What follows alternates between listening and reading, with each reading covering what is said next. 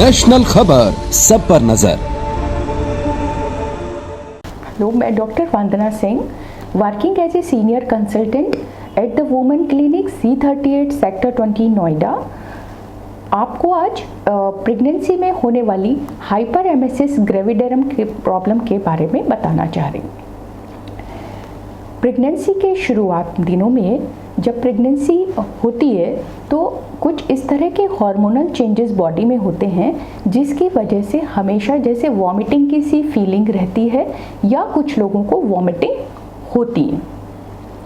ये एक बहुत बड़ी प्रॉब्लम है जिसकी वजह से जो प्रेग्नेंट लेडी है वो पूरी तरह से डाइट नहीं ले पाती, उनको हमेशा वीकनेस रहती है या इस तरह की दिक्कतें उनको रहती हैं। इसके लिए मैं आपको बस इतना ही बताना चाहती हूँ कि ये प्रॉब्लम मैनेजेबल है अगर आप इसमें बिल्कुल खाना पीना अगर छोड़ देते हैं कि हमें अच्छा नहीं लग रहा, हमें ख़राब लग रहा है, हमें टेस्ट नहीं आ रहा है, हमें उल्टी उल्टी जैसा लग रहा है। अगर आप इस सिचुएशन में बिल्कुल खाना छोड़ देंगे तो ये प्रॉब्लम आपकी और ज़्यादा बढ़ जाती है जिसकी वजह से कंटिन्यूअस वॉमिटिंग होती रहती है और कभी कभी आपको हॉस्पिटलाइजेशन की भी ज़रूरत पड़ सकती है। कभी ज़्यादा वॉमिटिंग होने से इलेक्ट्रोलाइट इम्बैलेंस हो जाता है जिसकी वजह से और बहुत सारी प्रॉब्लम्स हो सकती हैं। हाइपर एमेसिस ग्रेविडेरम होता है। हाइपर मतलब बहुत ज़्यादा, एमेसिस मतलब वॉमिटिंग, ग्रेविडेरम मतलब प्रेगनेंसी। जब प्रेगनेंसी में बहुत ज़्यादा वॉमिटिंग होने लगती हैं, इवन कुछ पेशेंट्स हिस्ट्री देते हैं कि 10 से 12, 20, 25 उनको वॉमिटिंग डेली हो रही हैं, उस कंडीशन को हम हाइपर एमेसिस ग्रेविडेरम कहते हैं। जब इस तरह से वॉमिटिंग होती है तो हमें हॉस्पिटलाइज करके उनको कुछ फ्लूइड्स वगैरह देने होते हैं, कुछ इंजेक्शंस देने होते हैं और उसके बाद जब वो स्टेबलाइज हो जाते हैं उनको हम डिस्चार्ज करते हैं और उनको एडवाइस दी जाती है प्रॉपर डाइट की। तो सबसे पहले मैं आपको बताना चाहूँगी कि हाइपर एमेसिस ग्रेविडेरम एकदम से नहीं होता किसी को भी।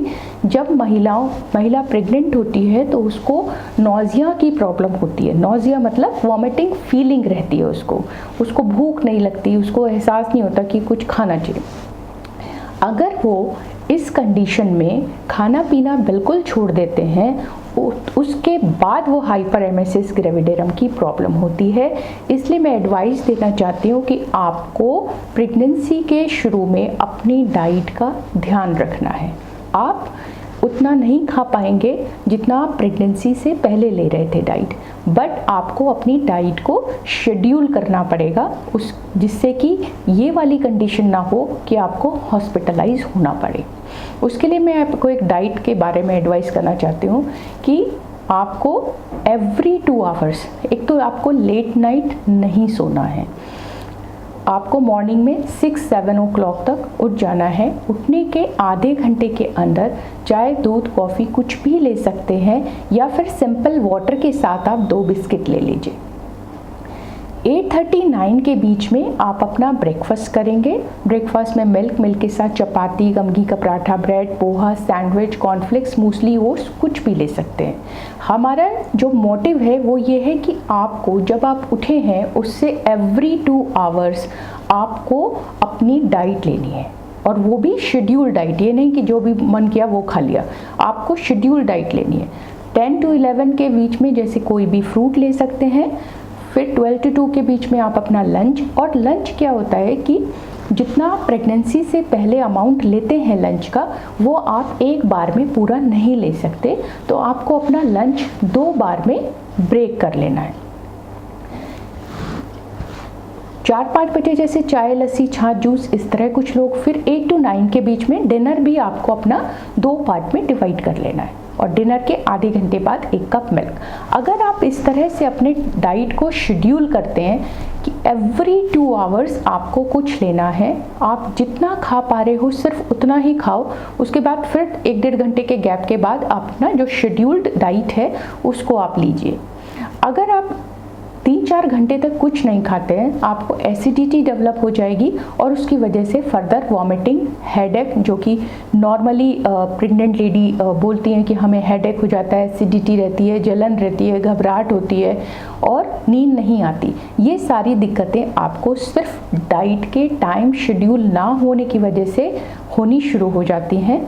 आपको थोड़ा थोड़ा खाना है और आपको बाहर का खाना, ऑयली, स्पाइसी, हरी मिर्च, अचार, चटनी जैसी चीज़ें बिल्कुल अवॉइड करनी है। कुछ लोग सोचते हैं कि हमें खट्टा या इस तरह की नमकीन चीज़ें खाने से हमारा टेस्ट ठीक हो जाएगा। टेस्ट हो सकता है कि वो कुछ सेकंड्स के लिए आपको अच्छा लगे, लेकिन उसके बाद जो प्रॉब्लम आपको नोज़िया की, वॉमिटिंग हो रही थी, वो आपकी बढ़ जाएगी। इसलिए आपको ये प्रेगनेंसी में अर्ली फेज में इतनी ज़्यादा वॉमिटिंग्स की प्रॉब्लम ना हो, जिसे हमारी लैंग्वेज में हाइपरेमेसिस ग्रेविडेरम कहा जाता है, उसके लिए सिर्फ आपको अपना डाइट को टाइम शेड्यूल करना है।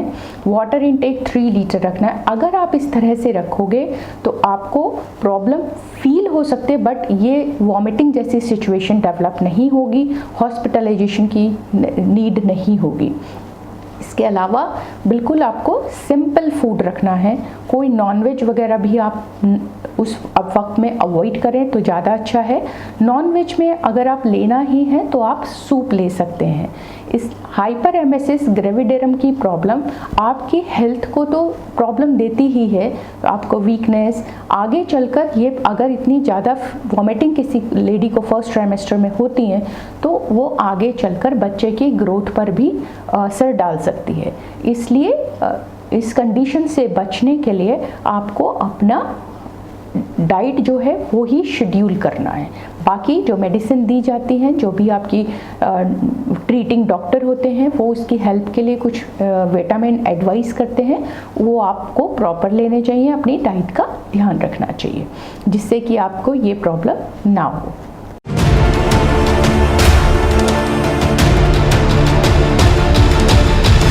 नेशनल खबर, सब पर नजर।